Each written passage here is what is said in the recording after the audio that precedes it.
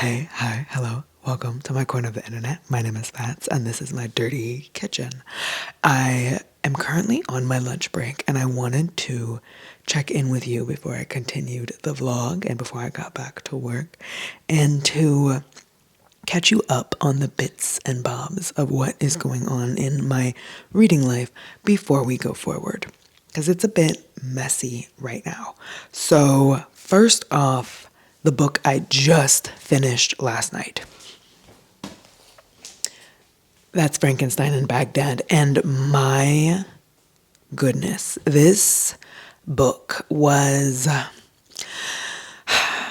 It's one of those books that I need to sit down with for a second. I need to get my thoughts together for a second. I need to kind of parse through what I'm feeling, because this book existed on that cusp of like parable and satire of real world experiences, and also just this philosophical, just humane aspect of a story. This story, let me tell you about it before I just keep going. You're in a US occupied Baghdad. You literally open up in a scene of a bomb going off and an explosion happening just in the streets, and people just kind of existing around that. But you have somebody who is picking up the bits and pieces of humans and stitching them together with this intent of throwing it in America's face and of throwing it in person's face to say these people deserve a proper burial. Once they've been put together as a whole person, you can see these parts of other people. This understanding that while there are parts strewn about, these are human. Maybe you won't understand that until it is put together and you can see it as a human. Maybe the parts are something you're not recognizing. So this person is stitching together all these pieces with that intent, and then this body goes missing, which kind of kicks off the almost, I don't want to say, there is a weirdness to this book, but it doesn't read like literary weird lit. I don't want to put it in a weird lit category. That's not how this reads at all. But it does have a weird aspect to it. But it continues into this pieced together being a monster, and deaths are popping up, and it's already a city of carnage, but there being more carnage, if that makes any sense. I don't want to give too much of it away. I do want to sit with it more. I wish I had more thoughts for you. That's kind of what it is about. I loved it. I loved it. I loved it. I loved it. It is such a, not so much a call to action, but a call to empathy. It's a call to humanity. It's a call to self-reflection. It's a call to a larger reflection. Loved this book. Thought it was amazing. I need more time to think about it. Then last night, I started Ghost Wall by Sarah Moss. It's a tiny little book about a group of people or classes being taught in the middle of nowhere under the intent of getting back to what we had before, living in the past, and getting back to how we ought to live, and then kind of exploring this idea of what is our best version of us, and what is our best version of society, and to what degree do the problems that we see exist in all spaces. So that's when I've started. I haven't gotten far enough into it to have more thoughts, but I should be able to finish this by the end of the day. Then in my audiobook life, I've gentle DNF'd a book. But let me explain myself. It's called Exordia.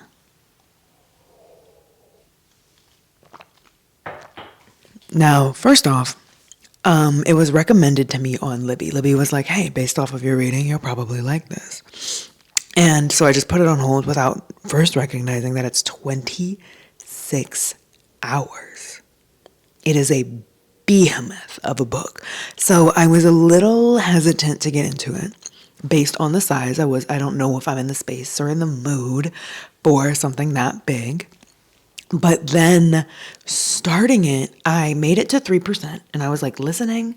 But do you ever sit with an audiobook and you've been there and then you're like, I haven't been intaking anything that's happening right now. So I started it over and really gave it my full attention, and it's interesting, but it has that science fiction imaginative creativity to it where am I am having to give it 200% of my brain to be a part of it. And I do understand that I think it's being written in a confusing way because it's a woman has bumped into and she's now in a situation where she just meets an alien and gets wrapped up in what that alien has going on. So a lot of the confusion exists because she's confused. An alien has just popped up. Our POV is very much from the understanding of the human who doesn't understand the alien, not this overarching POV that has an all-knowing, not that omniscient sort of POV. We're very much the human meeting something unknown. And the level of loss that I'm feeling, it has this like philosophical sort of feel to it that I like. But my brain is it's being used way too much to have to get through this book right now. Not even on a think level. It's very much on like a creativity and world building level. And it's not written poorly. This is a me problem. I just, as I'm listening to it, it's like begrudging. I'm like, okay, let me tune in because what is still happening? Or a new idea is coming up. It's so interesting and it's so cool the way that I think things are being written, but I'm not even going to try to explain it to you because I don't know. I'm so lost. I'm very much in the mood for like something small right now. So I might just read The Little Babies. I might just read little books for these next 2 days and we'll see how that goes. This is my first one. I need to get back to work. So I'm going to talk to you later.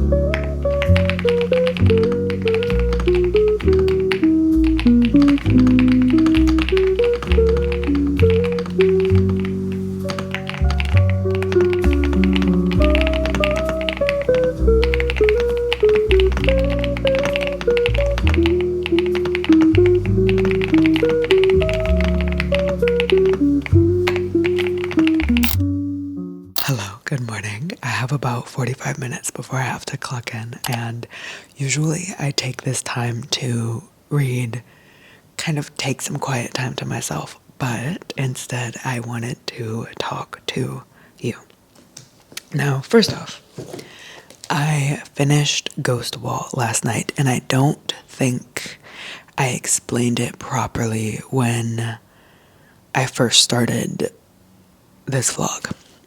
Now, Ghost Wall is a story of a family who joins up with an anthropology group to relive what it would have been like back in the Iron Age. That's what they're doing. They've gone out into the wilderness in order to camp, catch their own food, build their own things, use their own tools, all with the intent of reliving out the Iron Age. Now, the family that has joined this group of students is ran by a father, and I do want to say ran, driven, subjugated to the leadership of this father who himself was obsessed with the Iron Age. He used to talk to his daughter all the time, take her to museums, and show her these very gruesome news articles just so that he could always relive out what he thought was this amazing age, this really intense interest that he had. As this story goes along, there comes this idea of a ghost wall. And the ghost wall is something that they made back in the Iron Age, where they collected skulls, bones, stones, and built a wall as a means of protecting themselves from the Romans. So the professor and the dad, they get it into their heads that they want to build out this ghost wall. And the professor and dad's relationship is very interesting as it progresses through, as they have this sort of bro, chummy sort of feel. And the students exist on the edges of what these two guys kind of have, what have you. But they build this ghost wall, and they have a sort of spiritual connection to this ghost wall, and the spiritual connection to what they want to do in relation to the past, the Iron Age, all of that, right? Now, from there, it sort of progresses into a downfall. It's a progressional unraveling of this group, and it comes a point where it leads to human sacrifice. But there is a happily ever after to this story. What I do want to say was there was a slowness to this. This was very slow. The ruminations, going through the past and present of it all, the existing with her memories, because the story is told from the point of view of the daughter to the dad obsessed with the Iron Age. And she is sort of grappling with these feelings of what it means to want for the past and the benefits of the past and romanticizing it to a certain degree. And then, spoiler warning, she is who is chosen as human sacrifice. And I think it's interesting because as the story goes, you see that the dad is very physically abusive to her, and she has these sores and wounds and bruises that other people are noticing. Now, the reason I wanted to talk about this, a lot of people in comments and on Goodreads say this is specifically femlit, specifically feminist literature, but I think it needs to exist more in context, because I think there is an aspect in which this is in discussion of Brexit. When you look at the time positioning of it, the location of it, the author herself, I do think that it exists in the context of Brexit and a satire and parody of that, while also touching on feminine themes. I think that a lot of fault in this book could come from only seeing it as femlit or feminist literature, because you'll pick that apart. But it's doing more, or attempting, I want to emphasize that, attempting to do more than just femlit. It's trying to touch on the politics thereof, but feminism does exist in the political sphere. We know that. I think there's a duality to what this author wants it to have done. I didn't necessarily enjoy this, mostly because, like I said, for 130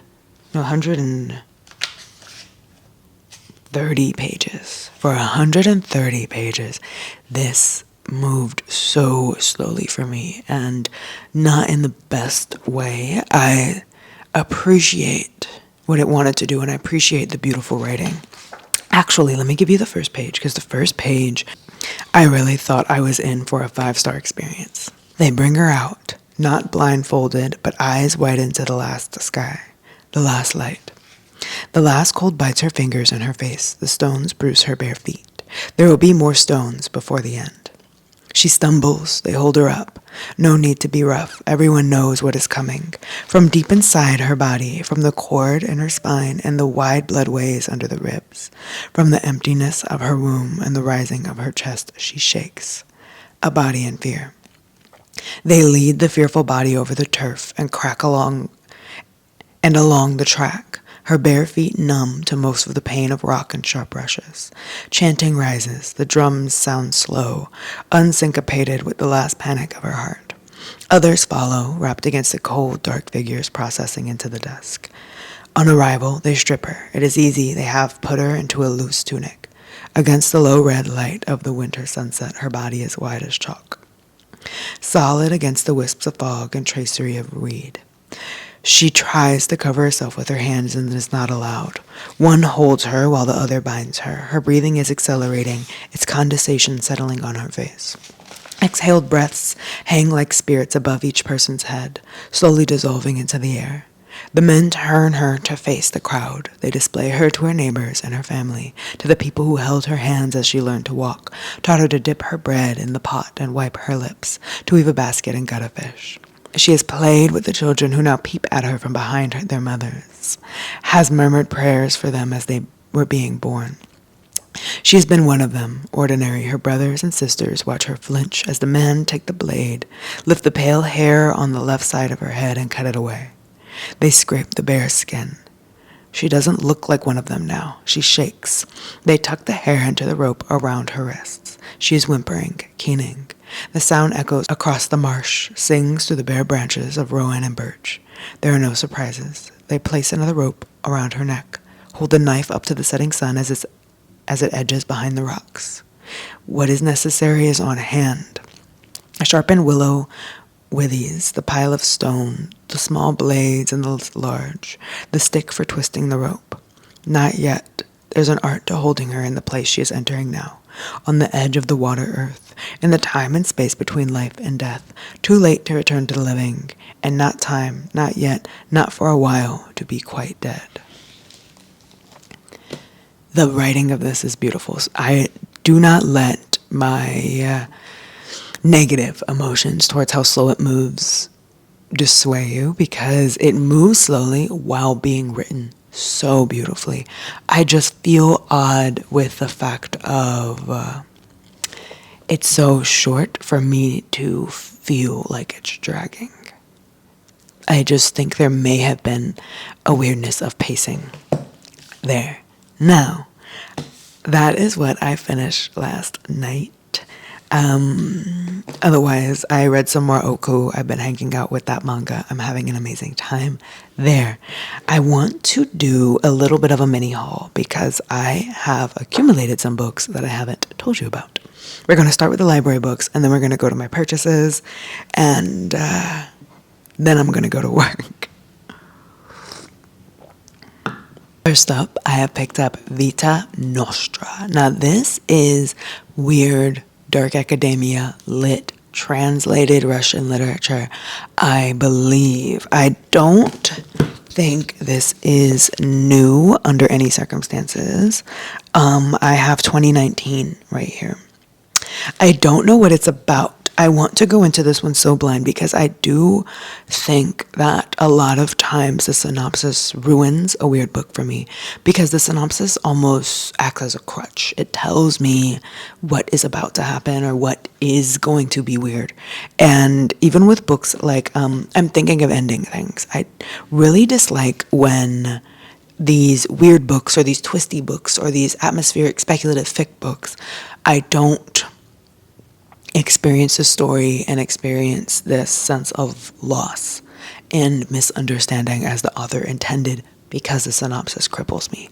So I'm going to go into that one blind. The cover is beautiful. And in the realm of weird lit, I've been trying to pick up more weird lit that's translated. So that is on the list there. I have also picked up Mechanize My Hands to War, which is the story of this emergence of artificial life as it intersects with political violence and political extremism as it is set in rural Appalachia. And I really think it really sits with this discussion of artificial life. And rather than, a lot of times when I'm reading these books discussing artificial life, which is a huge topic right now, it's very much related to the effects on nature, the effects on the world, the effects on the earth as we know it. But I'm interested in somebody taking it to this realm of humanity and the intersection of political extremism and politics and what that looks like, what that could look like. So I think this is like speculative science fiction. And then from there, I have a few books that I have picked up for the past month or so. These are all the books, well, 2 months, I think. These are 2 months of book purchases that I have. Now, first off, there's an author that I had read a while ago. I want to say a couple of years ago, a year ago. Time is Imaginary. I read this author who changed my life. And I really, really want to reread the book, the specific one I'm talking about, and then also make my way through their body of work. I do think this is a very important author. I do think what they're doing is so beautiful and it's written so well and it's so influential. That author is Kang.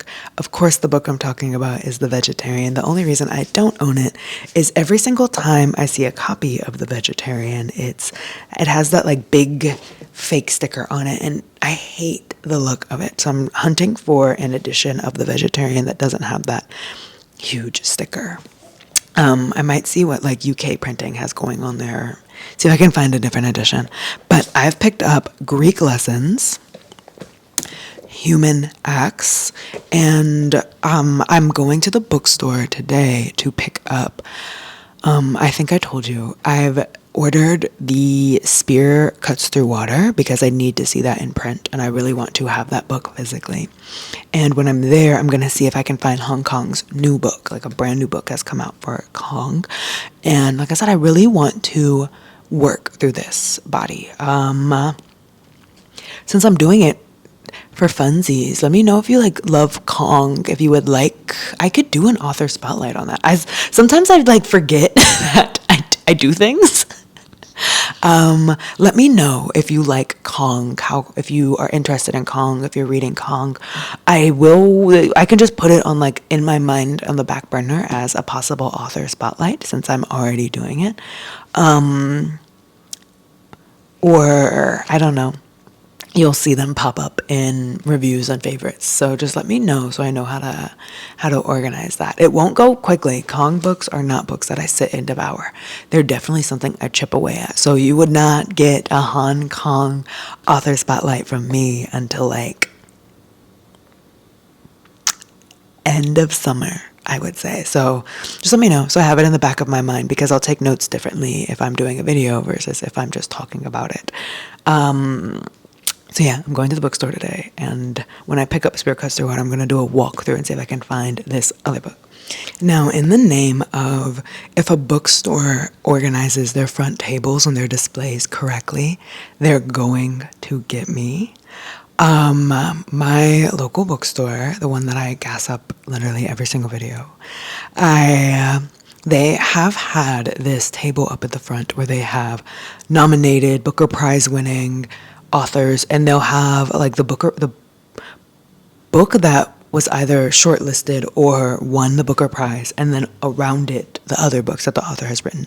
And they've kept this rotating for quite a bit, and they're of course referencing old winners and new winners, and they just kind of rotate it. And that table gets me every time because I do know there's something to say for like these books might not be the best, they might not be the most mind-blowing, but I do think that once a book has gone through this discussion and put into a short list and won a prize, they really get marked as, really get marked in history. Like, these books get placed into a certain position once they have gone through this sort of rounds of discussion and rounds of voting and rounds of conversation, because they really get put out there to everybody the second that booker gets put on them. So there was an author whose covers got me. Well, one was a cover and one was a title. I don't know anything about this author, but they were on that table. And the first book I saw when it comes to the cover, I'll hold it up, but I'll just also put the covers of both of these on the screen so you can see them, because my goodness. The first is Time Shelter by Georgi Gospodinov. I picked them up because this one was a winner, and his first book was The Physics of Sorrow. Again, no idea what these are about. With these two, I know the general thematic element and setting that these are in. When it comes to Time Shelter, it's a man opens up a clinic for the past to exist for those with Alzheimer's. So every floor in this clinic is designated to representing a different decade. So rather than pushing that somebody understand where they are, pushing this treatment for Alzheimer's, he just allows them to live within that decade and what that looks like. Not sure how that progresses. Again, I only know the main thematic element. And then The Physics of Sorrow plays on a man's life and also the connection he has with the story of the Minotaur and the concept of a labyrinth, and it kind of coming to the center of the story to the young boy that he finds and knows. It's really, the title got this one for me as well. Also the concept of utilizing this Minotaur thread, The Physics of Sorrow. That is so beautiful. Then the last two books I've picked up, one of them is a small guy, and it's A Devil Comes to Town by Paolo Maurensig.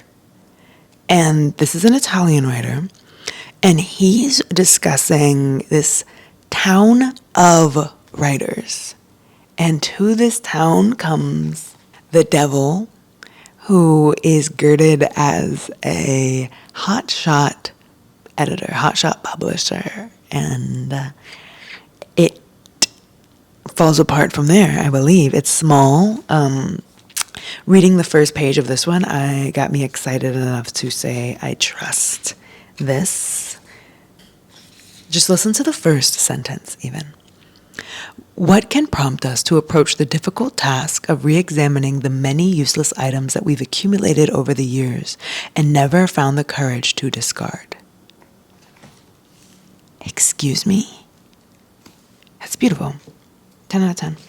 Then the last book, I don't even know the general idea or anything. I just have seen it around, and I've seen it around as like this book, and then I've seen the title, but I don't see many people talking about it. And that is Stoneyard Devotional by Charlotte Wood. Now, this was shortlisted for the Booker Prize, but she has won a prize for a different book, I believe, called The Weekend. I don't know what I'm doing. But this is a discussion of forgiveness and grief, which not sure if I'll be picking this one up anytime soon. But again, shortlisted for the Booker. I have a lot of translated lit that I'm interested in getting into in these next few months. And Kang is something that I'm so interested in getting into and really fleshing out. I think she is such an important author, and I think we are so lucky to be living while Kang is putting out work.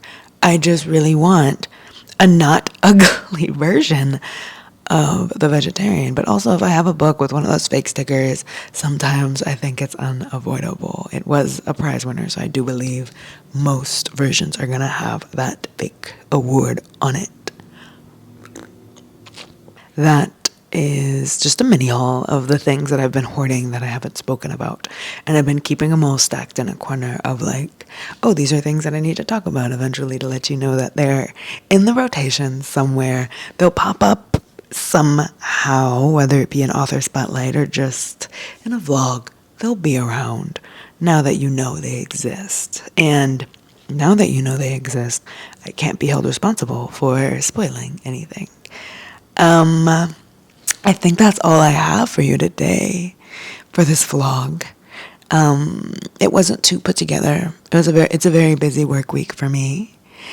And I haven't read that much this week. I'm excited to read some more this weekend, but this weekend I'm also finally putting together my Geek Love as well as my Bluest Eye video. So I will be very locked in on that. So I'm not sure I'll be vlogging. I'm going to be putting together those two videos, filming, editing those for next week. So next week you're going to be seeing some book review. I read, you know what I'm thinking about doing for them? You know how people do like I read Fourth Wing, so you didn't have to. You know, people do those. I'm thinking about doing that for both of Geek Love and Bluest Eye, so that I can really just tear into it and pick each page apart. They're not that long of books, so I really think I can just do what I want and it not be a 30-hour video. So that is what I'm doing this weekend. So you probably won't see me this weekend. I'll be focusing on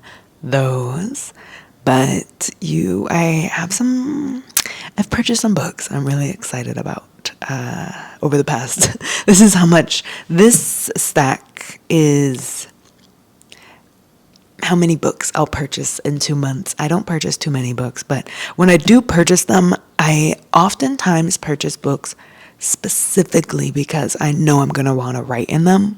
And for me, somebody who is a book annotator, there's nothing worse than getting a book that's really lighting my brain up and I can't annotate my initial thoughts. I think an initial thought is so important when I'm writing in a book and I'm highlighting and I'm underlining. I want to know what stood out to me first time through. So these were all purchased for that purpose. That is everything I have for you. Thank you for hanging out for the past, it's been like 24 hours. Thank you for hanging out with me during my work week. I'm about to go clock in, get it done, put on my blue light glasses, and really lock in and focus. But let me know if you're reading any of the Booker Prize winning books. If you read Booker Prize winning books, your thoughts on prize winning books and reading prize winning books and new classics or whatever. Or, I don't know. Just tell me how you're doing. Tell me how it's going. Tell me what you're reading. I'm gonna talk to you next time. And the next time you see me, it's gonna be some type of coffee table podcast mic kind of vibe.